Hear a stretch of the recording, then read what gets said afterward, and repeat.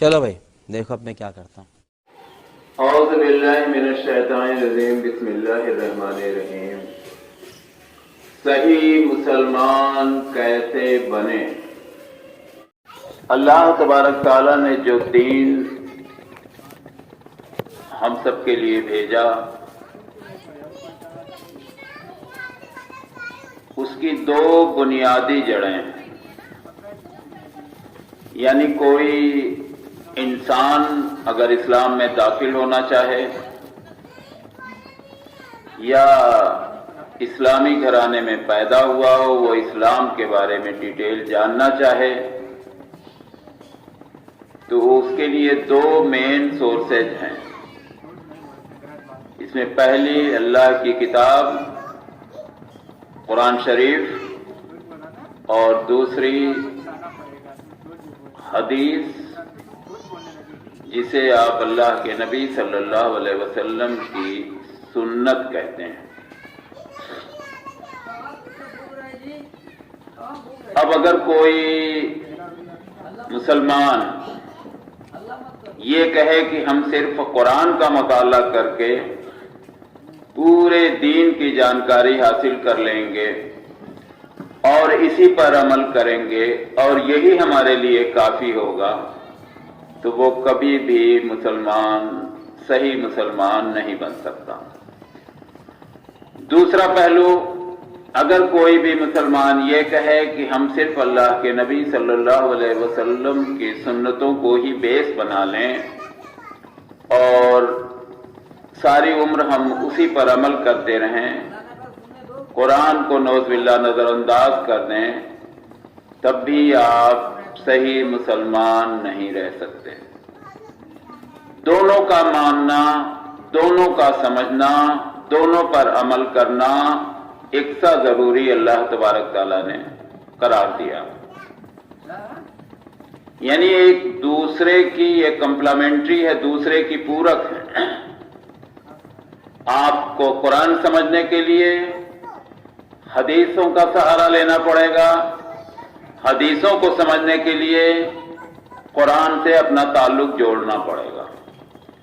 جب تک آپ دونوں کو ملا کے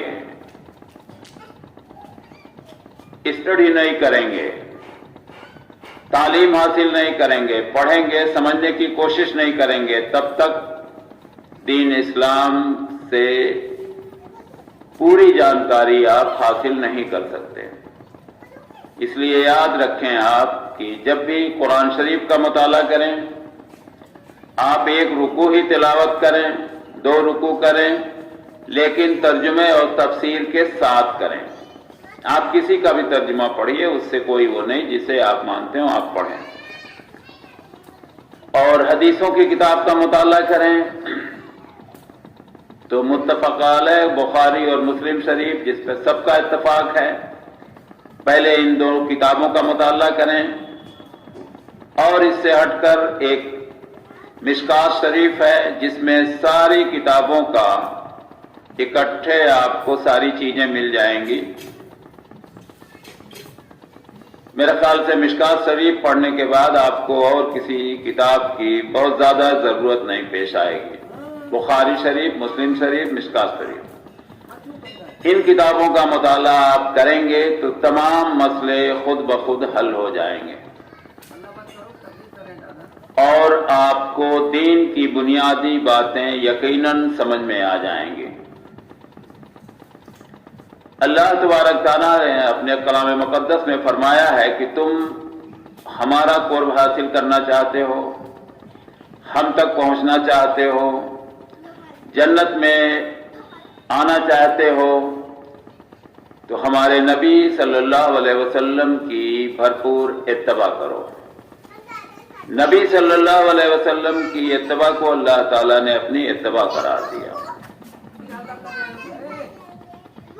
کتنا بڑا مقام و مرتبہ ہے اللہ کے نبی صلی اللہ علیہ وسلم کا. اس کے باوجود مسلمانوں کے اندر لوگوں نے تمام الگ الگ راہیں نکال لی اور اس قدر اس میں ڈوبے ہوئے ہیں کہ اپنے فرقے کی فتووں کو بچانے کے چکر میں قرآن اور حدیثوں کو نظر انداز کر جائیں گے۔ آپ ان کو قرآن کا حوالہ دیجئے، حدیث کا حوالہ دیجئے، لیکن وہ اپنے فرقے کی بات پر اڑے رہتے ہیں کہ ہمارے عالموں نے تو اسی کو بتایا۔ کیا وہ قرآن و سنت نہیں پڑھتے؟ پڑھتے ہیں، نہیں پڑھتے، یہ ان کا معاملہ ہے، اللہ تبارک تعالیٰ ان سے سمجھیں۔ لیکن ایک بندہ آپ کو دکھا رہا ہے کہ قرآن کھولیے، حدیث کی کتاب دکھا رہا ہے، یہ دیکھ لیجئے آپ، تب بھی اس پر مطمئن نظر نہیں آتے۔ ہم سب کو چاہیے کہ یہ چیزیں نظر انداز کر کے قرآن شریف کا مطالعہ کریں، ترجمے اور تفسیر کے ساتھ کریں، اور بخاری اور مسلم شریف کا مطالعہ کریں، ساتھ ساتھ ہر نمازوں میں اللہ تبارک تعالیٰ سے یہ دعا کریں کہ اے اللہ تبارک تعالیٰ، تو نے جو دین اپنے نبی صلی اللہ علیہ وسلم کے ذریعے ہم تک بھیجا ہے، اس کو صحیح صحیح ہمارے دل و دماغ میں اتار دے، جس سے ہم صحیح مسلمان بن سکیں۔ السلام علیکم ورحمۃ اللہ وبرکاتہ۔